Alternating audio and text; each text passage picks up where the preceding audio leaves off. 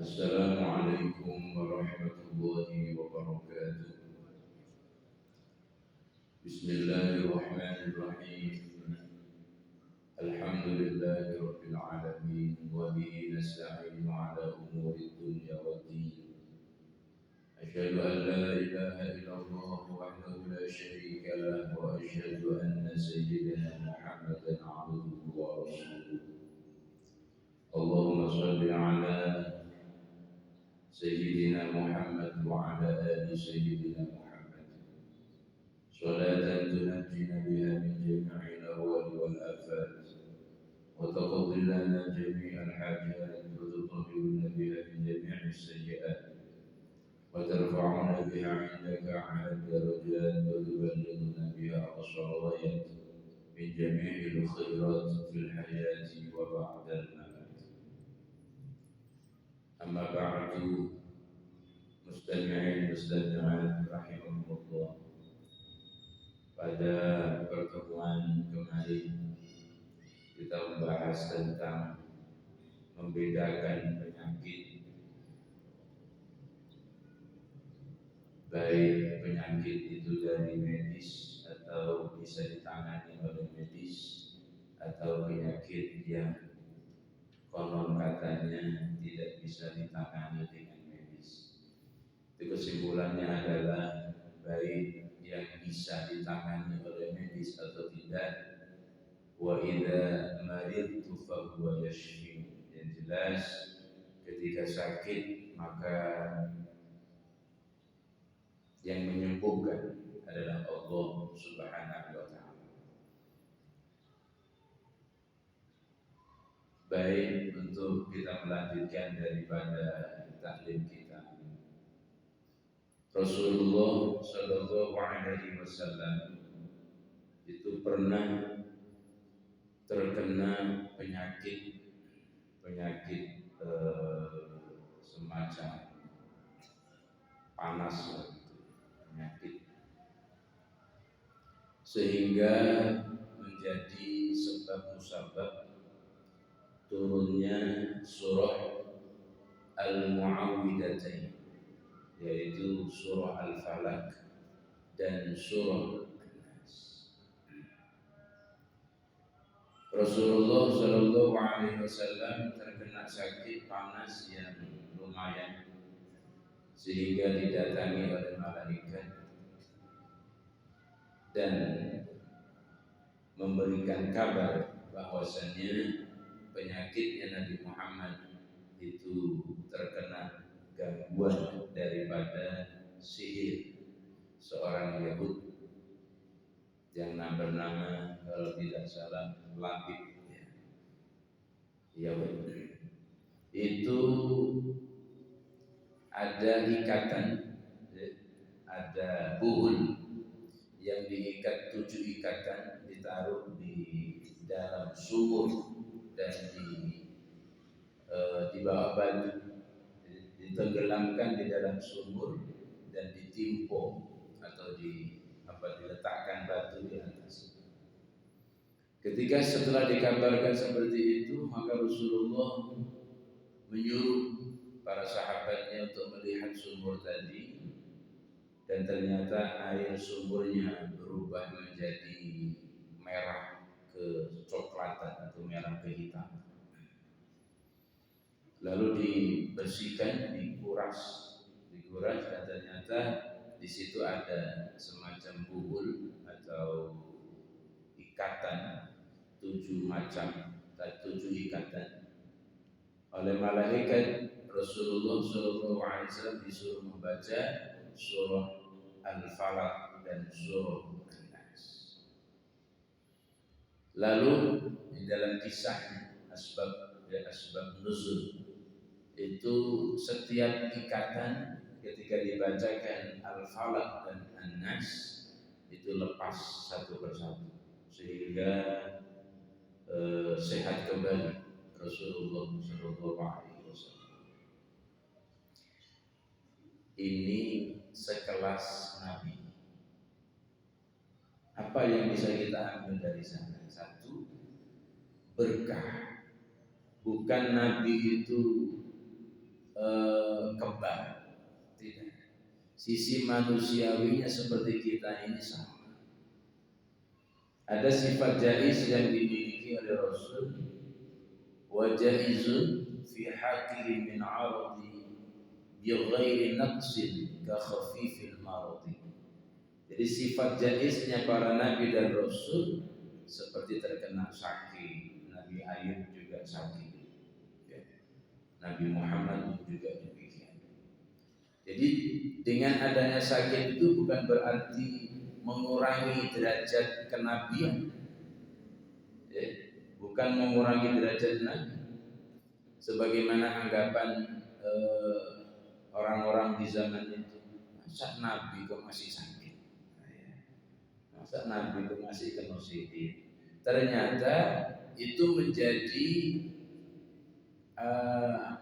taklid, menjadi pelajaran, menjadi ibrah, menjadi manfaat bagi umat.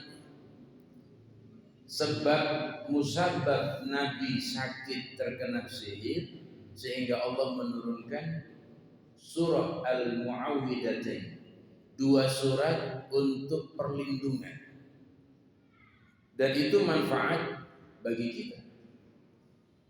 Sebab Al-Quran itu diturunkan salah satunya disabab dengan sebab yang dikenal dengan ilmu asbabun nuzul, sebab-sebab turunnya Al-Quran. Itu manfaat. Jadi bukan berarti Nabi itu masih tembus kena sihir, sebenarnya tidak. Dan buktinya pun juga dengan mudah Nabi diobati oleh Allah Subhanahu wa Ta'ala dengan surah Al-Falaq dan surah An-Nas. Itu yang pertama. Yang kedua, Nabi Muhammad terkena sakit dan terkena sihir itu bukan ditakwilkan sendiri oleh Rasulullah. Sebab Rasulullah itu wa ma yantiqu 'anil hawa in huwa illa wahyu yuha. Nabi tidak meraba-raba, sakit saya ini kenapa? Apakah sakit saya ini kurang tidur, apa kurang makan bergizi, atau mungkin kecapean, atau ada orang yang tidak senang dengan saya? Tidak meraba-raba demikian.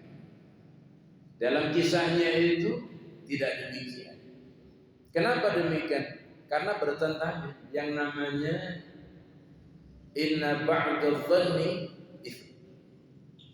Bagian daripada prasangka itu dosa. Apalagi sampai prasangka itu dibenarkan.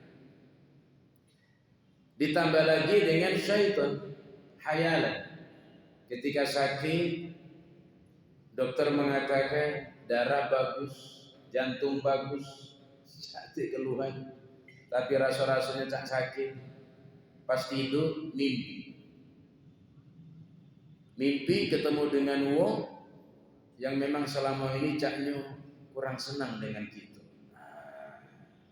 Akhirnya ceritalah mimpi tadi dengan si A, si B, ditafsirkan pula, caknya benar niat, memang dia yang bikin cak kau. Itu namanya prasangka, suudzon. Makanya yang namanya dukun itu, kata wong Jawa, dukun itu adu-adu orang yang rukun. Karena apa? Karena prasangka itu. Cek dokter aman, darah aman, ini aman, tapi caknya sakit. Pasti sudah diganggu wong. Nah, Nabi tidak ada praduga seperti itu. Wa idza maridu fa huwa yashfi. Ketika sakit Allah yang menyembuhkan. Artinya penyakit itu memang Nabi saja dikabari oleh malaikat. Terus yang kedua, Nabi tidak mengajarkan untuk berprasangka kepada si A, si B. Kenapa? Sebab yang namanya mati itu tidak menjadi sebab mutlak sehat dengan sakit. Kadang ada orang yang sakit itu tidak mati-mati, sakit pirang-pirang tahun, bertahun-tahun itu ya gak mati-mati. Ini ada yang sakit tidak, sehat, habis maraton, berhenti di warung nasi gemuk, makan di situ, keselak minum, meninggal. Loh, artinya yang namanya sehat dan sakit itu tidak mutlak menjadi sebab musabab kematian. Kullu nafsin dha'iqatul maut. Setiap yang bernafas, yang berjiwa pasti mati. Maka praduga ketika sakit segala macam ini sebisa mungkin diminimalkan.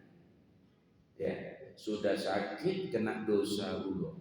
Ya, sudah sakit terkena dosa. Apa dosanya? Suudzon. Gara-gara suudzon tadi akhirnya timbul dendam. Karena dendam permusuhan. Setan tepuk tangan. Ya kalau itu orang lain. Mana kalau termasuk saudara kita? Demlah yang bikin kau seperti ini kakak kandung kau Dewi. Memang tidak senang niang dengan kau. Semenjak kau jadi anggota dewan tidak senang niang dengan kau. Karena dia nyalon RT dan tidak tembus. Akhirnya apa? Karena suudzon tadi, walhasil dendam, belagu, setan tepuk tangan. Nah, ya. Jadi saudara-saudara sekalian yang dirahmati Allah, ini penyakit intinya adalah yang menyembuhkan adalah Allah Subhanahu wa taala, entah itu lewat medis atau lewat wasilah yang lain, tetap satu yang kita pegang, penyembuh kita adalah Allah Subhanahu wa taala. Selanjutnya, apa yang bisa kita perbuat dengan surah Al-Falaq dan surah An-Nas? Boleh kita baca. Pembiro, berapa kali kita bacanya? Semampunya. Untuk apa itu? Untuk penjagaan diri, Pak. Penjagaan diri. Qul a'udzu birabbil falaq, qul a'udzu birabbin nas. Penjagaan diri. Sebab yang namanya syaitan itu musuh manusia. Manusia yang diperdaya itu saling bermusuhan. Karena iri, dengki, tidak senang melihat orang senang melihat orang susah, susah melihat orang senang. Oleh hasil karena hasud tadi akhirnya macam-macam. Ya. Dan masih banyak lagi perihal-perihal yang seperti ini. Kayak Pak Ustadz, toko saya ini ketika saya buka pagi itu kok cahaya ada kembang sama tanah kuburan. Nah, ini ada apa ya?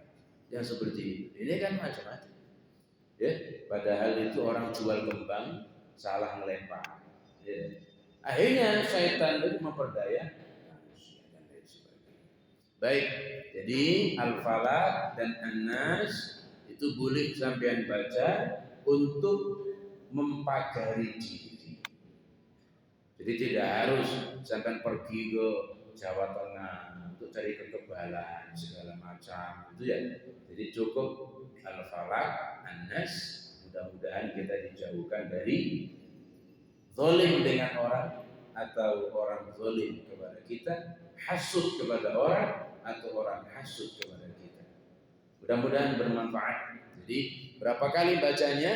Semampunya kita, insyaallah. Dan ini masih ada lanjutannya nanti. Kita lanjutkan nanti pada pertemuan akan datang. Assalamualaikum warahmatullahi wabarakatuh.